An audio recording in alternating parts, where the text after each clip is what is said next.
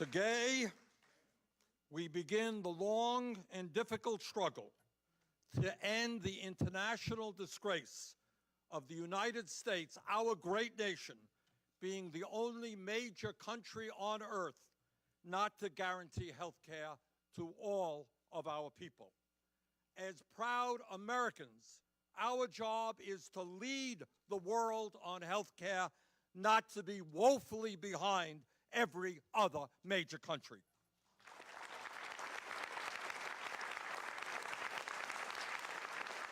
Today, we begin the debate vital to the future of our economy as to why it is that in the United States, we spend almost twice as much per capita on health care as any other nation on earth, and yet we have 28 million people without any health insurance and even more who are underinsured with high deductibles and co-payments.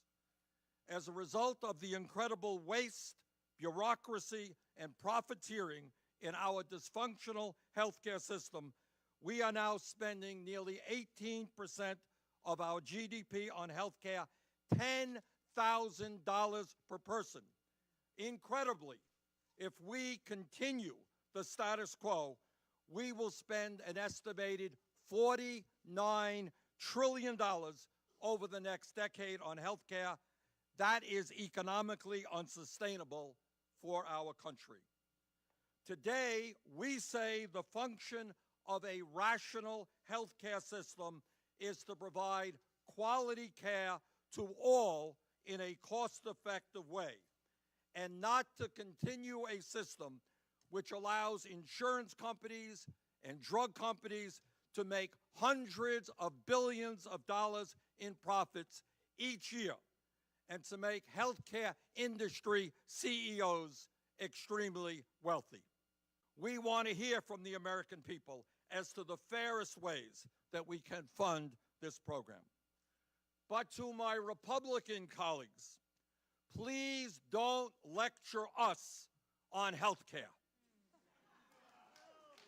In the last few months, you, the Republican Party, have shown the American people what you stand for when you voted for legislation that would throw up to 32 million Americans off of the health insurance they have, and at the same time give huge tax breaks to the rich and large corporations. You, the Republican Party, have no credibility on the issue of health care.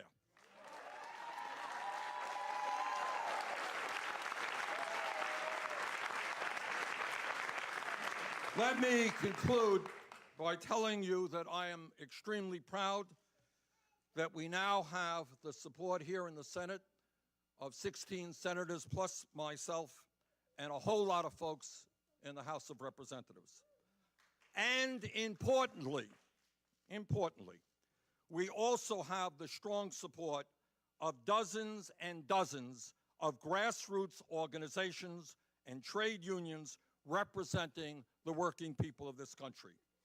They know, as we know, that this struggle will ultimately not be won here on Capitol Hill, but through the grassroots activism of millions of Americans who are standing up and fighting back, who are becoming more engaged politically.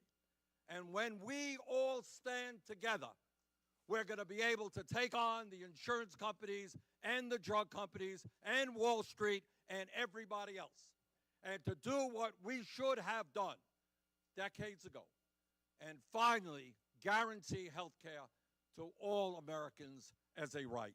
Thank you very much.